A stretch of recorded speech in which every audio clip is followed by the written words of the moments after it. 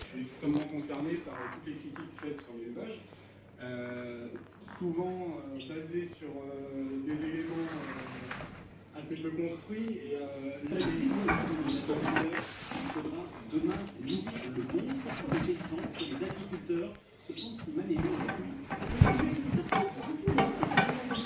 Aux yeux de la société, d'être devenus des pollueurs, des empoisonneurs, des innovateurs et des pesticides.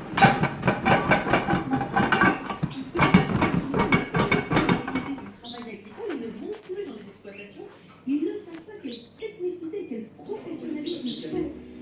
Les bêtes arrivent autour de nous, des souvenirs les vaches, les cochons arrivent par camion. En tout, l'espace, et on va essayer de pas y laisser ça. Donc l'agriculture, on va s'éloigner un petit peu.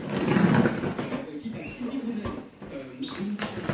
On en demande beaucoup trop aujourd'hui aux agriculteurs. On parle depuis 7 heures de beaucoup de choses, du pouvoir d'achat, des pesticides. Une chose qu'on n'a pas évoqué, c'est tout simplement de savoir si l'agriculture nourrit la France. Est-ce qu'on est autosuffisant aujourd'hui? Alors le problème, c'est qu'on a tendance à être beaucoup plus importateurs parce que nous attendons aujourd'hui des produits qui sont dans le bio qui sont en importe de pays qui n'ont pas ni les mêmes conditions sociales ni les mêmes conditions environnementales que nous. Le bio, c'est quelque chose qui a beaucoup de technicité. On peut pas faire du bio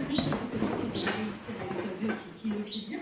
Il faut faire attention que les agriculteurs ne s'engouffrent pas dans le bio parce qu'à ce moment-là, il y a un risque de guerre des prix.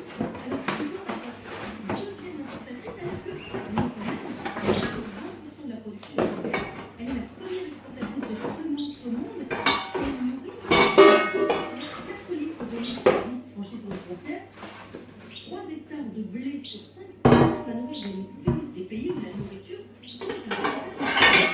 Dernier mot, Fred Baron, vous avez 2 enfants, je crois que vous leur diriez de reprendre l'exploitation comme vous l'avez fait. Je leur dirais de faire ce qu'ils ont envie de faire.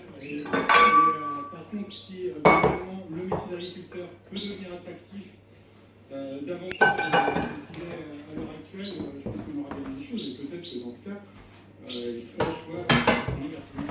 Merci beaucoup Sylvie Brunel d'avoir été avec nous ce matin. On passera tout à l'heure un petit coup de fil à la ferme. Voici ce que dit de cette information l'avocat de l'Association française des victimes du terrorisme, Maître Antoine C'est du fait de voir que l'on va de scrutin en scrutin et qu'une grande partie du peuple, la majorité maintenant, ne participe plus. Et ça doit véritablement toutes et tous nous inquiéter, par-delà les polémiques sur tel ou tel terme employé.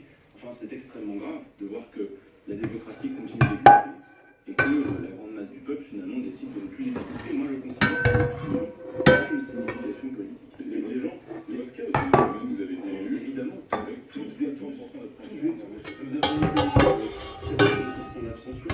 Parfois, nous n'avons été élus que par 20% des électeurs de cette circonscription. C'est mon cas. Donc c'est bien tous et tous ce problème à 40 L'élection présidentielle, par exemple, américaine. Non, mais il y a quand même beaucoup d'abstention tout de même. Ça veut dire, Regardez. c'est-à-dire que vous considérez même que vous êtes illégitime? Non, pas une question de Illégitime, citoyen. Et voici comment le rapporteur de ce texte, votre collègue député La France Insoumise, Bastien Lachaud, l'a défendu. Le RIC, c'est la fin de la résignation face aux combines électorales. Le RIC, c'est la souveraineté retrouvée. Une bonne et une mauvaise nouvelle. La bonne, c'est qu'on l'a enfin localisé, qui ne échappera pas, et fait pour preuve. La mauvaise, c'est qu'il ne répondra pas tout devant la justice. Il a levé un bataillon entier de djihadistes. Il a convaincu des gens à partir. C'est une force incroyable. C'était une armée à lui tout seul. Est-ce que vous félicitez du succès de l'opération de la coalition? Incontestablement, elle est signe de l'avancée de la coalition et du fait surtout que Daesh est affaibli. Et de ce point de vue, on peut s'en réjouir et voir effectivement que a été neutralisé l'un des principaux instigateurs des terribles attentats que nous avons eu à connaître sur notre sol, et peut-être considéré comme un succès. Maintenant, on voit aussi la frustration qu'il peut y avoir de la part des familles des victimes.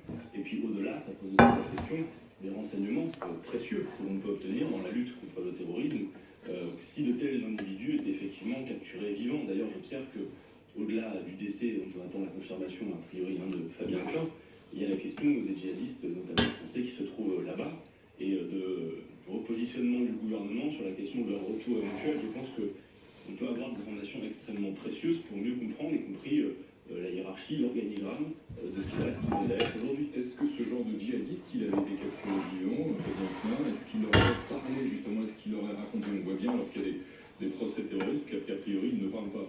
Vous avez raison, on a quand même le besoin d'obtenir ces renseignements et donc de tenter de les obtenir. C'est eux qui les ont.